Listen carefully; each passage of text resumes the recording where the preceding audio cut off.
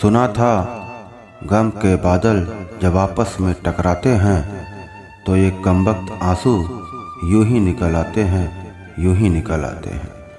बिछुड़ने के गम से वो बचपन कतराता है, जवानी में किसी को कहाँ समझ में आता है।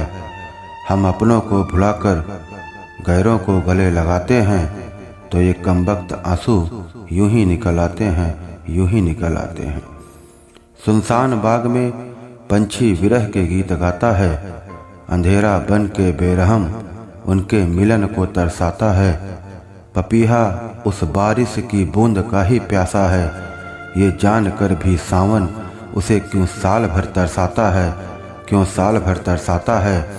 प्रेम सारस का जान कर भी हम कुछ सीख नहीं पाते हैं तो ये कमबख्त आंसू यूं ही निकल आते हैं, यूं ही निकल आते हैं। अक्सर बचपन बिना ममता के ही रह जाता है, जवानी का तो सिर्फ जिम्मेदारियों से नाता है। बुढ़ापा बिना सहारे का किसे कहाँ भाता है, आखिरी रास्ता तो सिर्फ शमशान को ही जाता है। हम अंधे बनकर जब बहरों सा जीवन बिताते हैं तो ये कमबख्त आंसू यूं ही निकल आते हैं, यूं ही निकल आते हैं।